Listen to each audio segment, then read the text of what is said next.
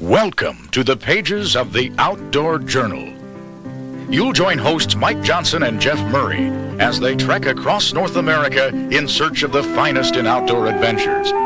See nature's beauty and meet the unique folks who made each trip one that won't be forgotten. This episode, a journey to the prairies of South Dakota for an upland game extravaganza. Special guests, Clint and Deanna Smith, a unique couple with a fresh approach to an old sport.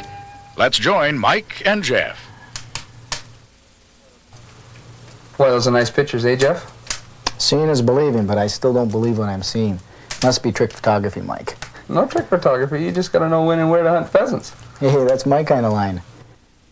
Okay, Mike, now where did you go? And don't just say the Dakotas. I'll tell you exactly where I was, Jeff. I hunted Dakota expeditions. Clint Smith's game preserve right outside of Miller, South Dakota. Oh, a game preserve. I see. Hey, it's not what you're thinking, Jeff. The terrain, cover, and birds are as natural and as wild as you're ever gonna find. Boy, that is nice cover. I guess you're right. I had a leisure drive, took in a couple of side roads along the way, and I got there just in time for one of Deanna Smith's home-cooked meals. I bet you like that. I slept like a log in the bunkhouse, and I woke to this crazy cackling noise outside. You're kidding. It's turkeys. And a nice little flock. Miriam's, I bet. Got everybody? Well, where are we going to go now, Clint? I think we're going to go over here and work this thick cover back behind the tree belts and the building site. Try that with this cold weather. The birds are usually bunched up in there pretty tight. Okay. What I want to do there is we got a mound, pretty high mound of high cover. What I want to do is have 3 or 4 guys come around this side and 1 or 2 guys come around this side, because when the birds Where's the barn now in relation? The barn will be back behind us. Okay. And when the birds flush, They like going to the trees, right? yeah, they'll be down this thick stuff, and everybody pretty well be around, so when the birds come up, they'll be coming up high trying to get over the top of the shelter belt. Okay. And that way we won't have no blockers, so we won't have to worry about any shots going out the end. Good. Well, let's go hunt.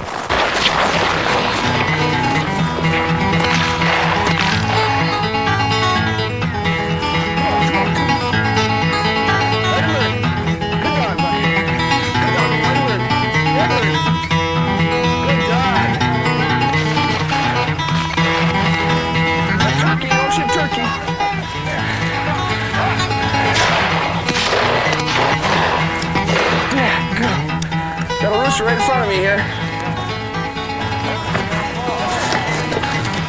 There's a rooster right here.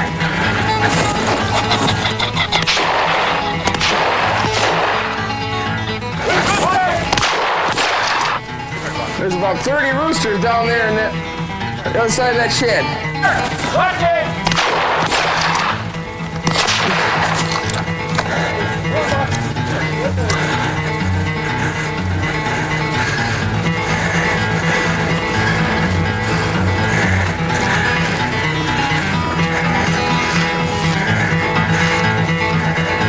Kinds of roosters right here.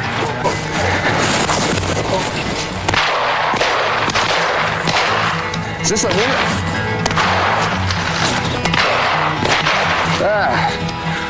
That one didn't get away.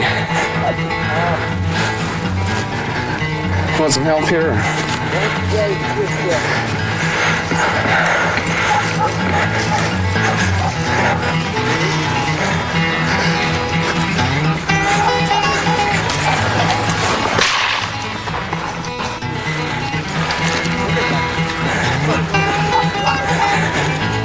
Good dog. Oh, Buck. Here. Here. Here, Buck. Here. Here. Come on. Oh, come on.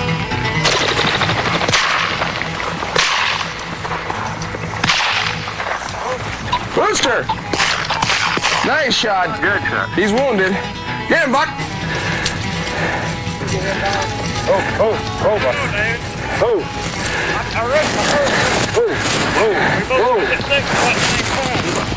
I thought he was pretty good on that second shot.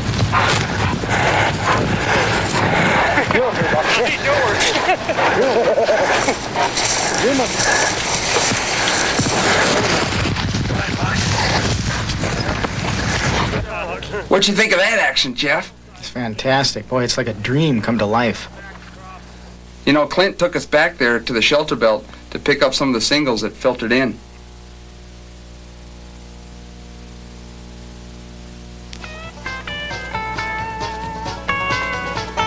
Look at all those birds coming out of there. Oh, man.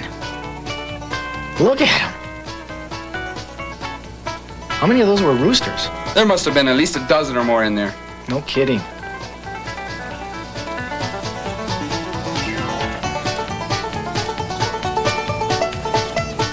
Ah, here they go again.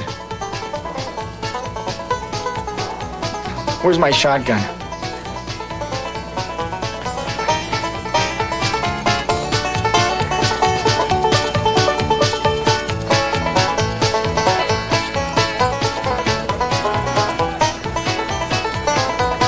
What are you doing here? Oh, we had a cripple running around in that sagebrush. Oh. Well, I've never seen you move so fast. I got a cripple here.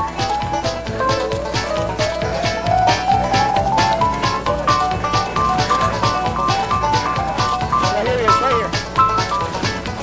Buck, right here, Buck.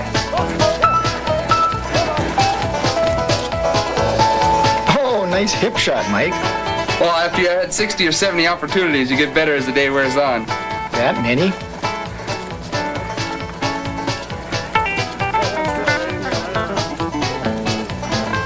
Well, I see you got a black lab there, Mike. Yeah, that's Clint's dog, Buck. Boy, was he valuable. You know, he was just a pup, and you had to have a lead on him sometimes in the fields. But most of the time, he held in close, tight, and didn't flush the birds out ahead of us. Boy, that's really important for pheasant hunting. See, especially when they see him running. You bet. He ran down a couple cripples for us today.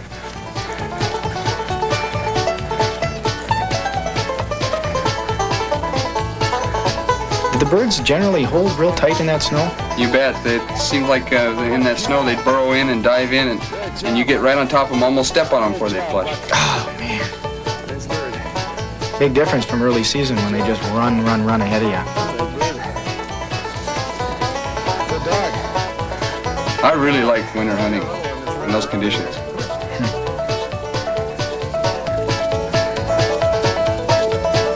But sometimes they get away from you. Well, that's the resourceful pheasant for you. That rooster had that dog doing circles in there.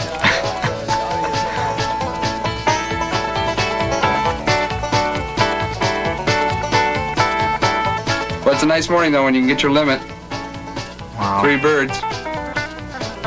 Oh, that's just the game preserve limit. Isn't there another limit that you can add on top of that for public lands? Right.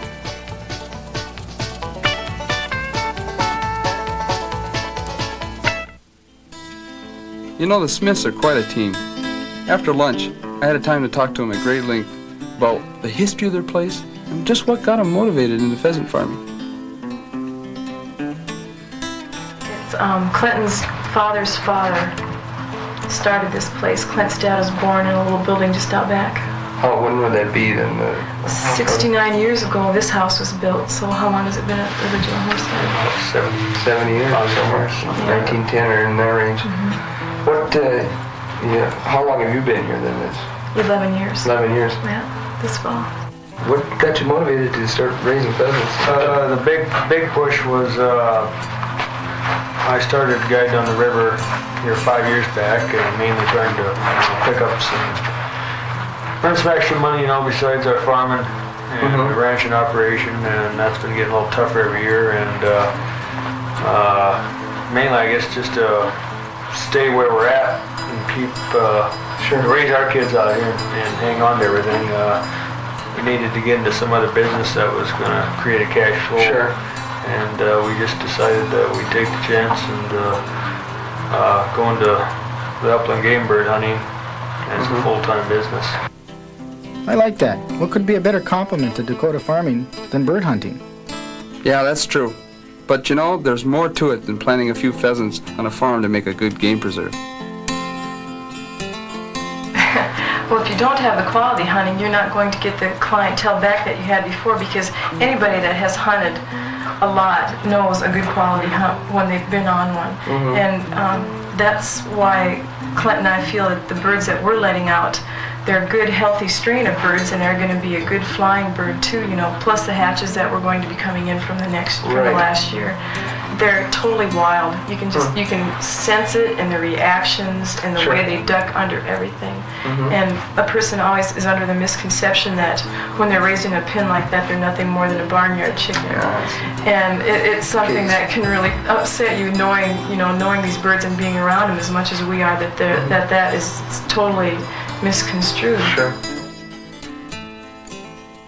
What about reservations, Mike? How far in advance do we need to set a date for next year? Well, Clint says he's usually booked solid by June. The guy better not wait much longer. You know, Clint's really careful while not overcrowding his lands. In fact, last fall I only saw one other group of hunters, except at meal times, of course. Wow. Say, what is that building in the background by the silos? That's the bunkhouse. Boy, that's pretty close. Talk about stepping out of your back door and into a hunt. Boy, it was nice not to have to drive all over to get the birds. Hey, was Clint a pretty good shot? Let's just say he could wait for everyone else to shoot and still down every bird he aimed at. Well, practice makes perfect. I wonder what size shot he used. Number 5s, I think, mostly copper.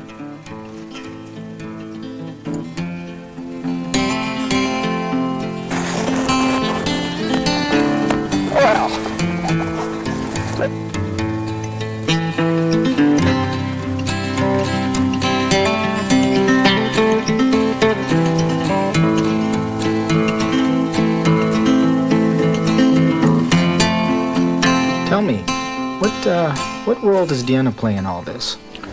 Clint really depends on Deanna. She works very hard. Well, those birds that Clint was talking about, I'm the one that raised them. He's gone all summer long, and I start in May when we get our first hatch, and I take them all to 7 weeks or 8 weeks or 9 weeks, depending on when we release them. And then my job is getting the bunkhouse ready and taking care of it and all the stuff around the house and setting up menus and trying to hire more help to help me. Taking reservations when the phone rings and taking care of 2 kids at the same time. Yep, the kid. Well, Deanna takes care of a lot of the bookings, the reservation. She gets things straight about who's coming in and how many's going to be here, and a lot of times I forget. Well, she needs to know that for how much food to make. That, and then it also helps me getting, if I need an additional guide to help me out, with my parties or something, or if we decide to, one party might want to hunt geese, before we start hunting pheasants here on the preserve. Well, that's a good point. I forgot to mention, there's a lot more than just pheasant hunting.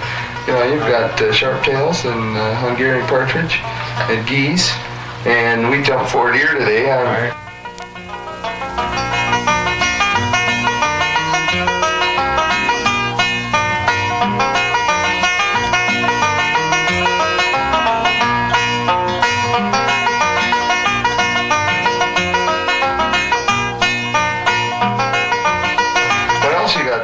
Here.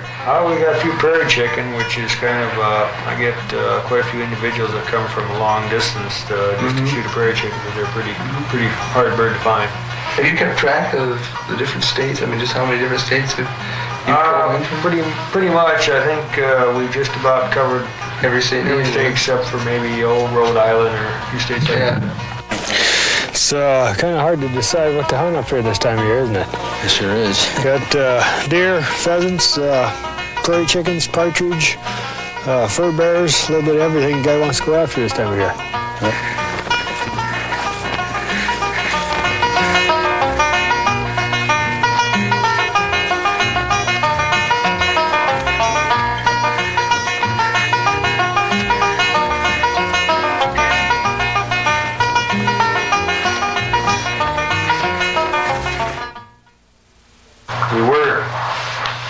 Using some incubating birds, but we went back to buying day-old chicks. That's what we do now. We raise them, or buy them as day-old chicks, and last year we raised around 3,200 birds.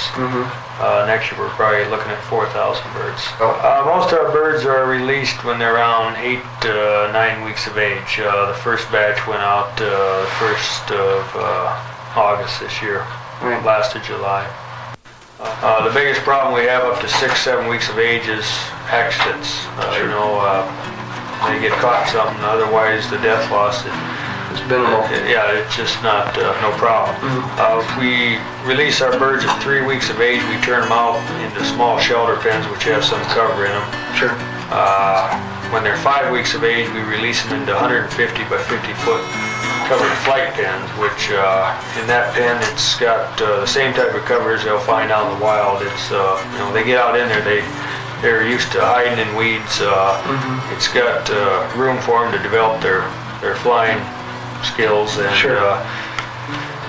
when they're turned out, they're just it's just a bigger flight pen is what it is. Right, they're used to it. They've adapted to it. Right, and it really helps them as far as keeping the predation problem down. They're used to hiding in cover.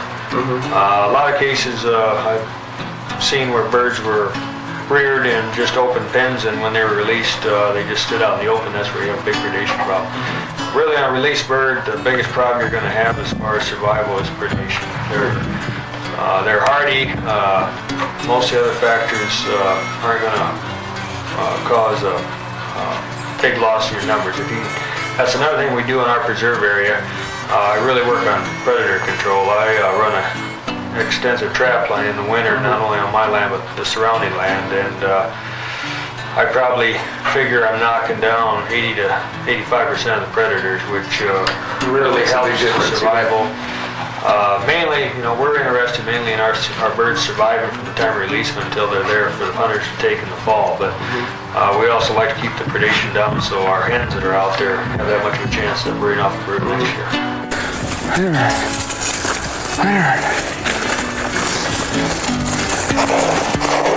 Here, Buck. Here, Buck. Here. There are a lot more birds in there than what got up. Yeah, we're just going to move over and take a piece of it back. Oh, Buck. Buck, whoa. Drop. Good dog, Buck. Drop. Get him, let him down, Buck. Good job.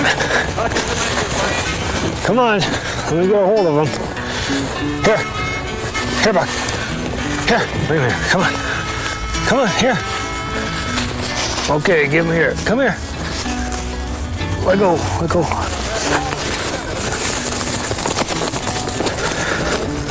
How much you get to there? We got 3, 4 in there, no? 4? I'm not sure. 3, I guess. Counting that one.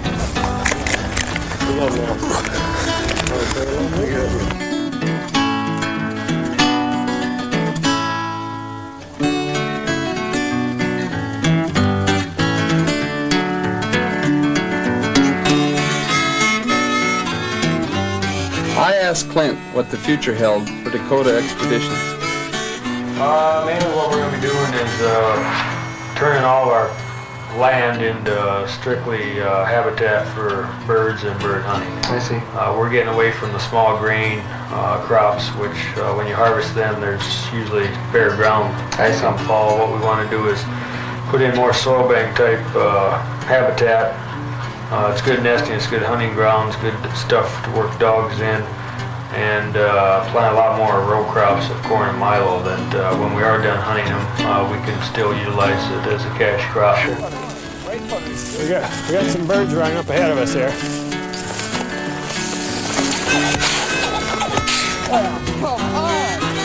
We got to leave some for next year. See a little more action up here at the end, Mike. We'll let you try and redeem yourself on this next one. There he goes.